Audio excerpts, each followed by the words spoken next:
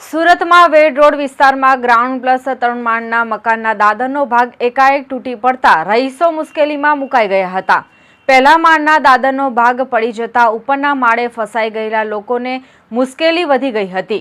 રહેવાસીઓ દ્વારા ફાયર વિભાગને જાણ કરવામાં આવતા ફાયર વિભાગની ટીમ ઘટના સ્થળ ઉપર પહોંચી હતી અને તમામ લોકોને હેમખેમ નીચે ઉતાર્યા હતા।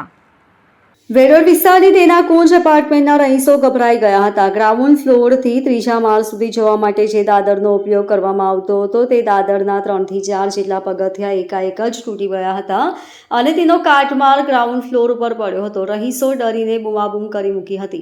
ફાયર વિભાગને જાણ કરવામાં આવતા ફાયર વિભાગની ટીમ ઘટના સ્થળ ઉપર પહોંચી હતી। ઉપર ફસાયેલા તમામ રહીશોને લેડરથી મદદથી બહાર કાઢવાની ફરજ પડી હતી। ફાયર ઓફિસર અક્ષય પટેલે જણાવ્યું હતું કે કુલ મળતાની સાથે જ અમારી ટીમ ઘટના સ્થળ પર પહોંચી હતી। ગણતરીની મિનિટોમાં જ જે દાદરનો ભાગ પડી ગયો હતો તેના ઉપરના 3 માળના લોકો ફસાઈ ગયા હતા। લેડરની મદદથી તાત્કાલિક 6 જેટલા બાળકો અને 7 જેટલી મહિલાનું રેસ્ક્યુ કરી નીચે ઉતારી લેવામાં આવ્યા હતા। ઘટના સમયે કોઈ પણ પુરુષ ઘરે ન હોવાને કારણે બાળકો અને મહિલાઓ જ ફસાઈ હતી। ઘટનાની જાણ થયા બાદ કોર્પોરેશનના ઝોનની ટીમ બિલ્ડિંગ સ્ટેબિલિટી જોવા માટે પહોંચી હતી। Bureau report LK star news Surat.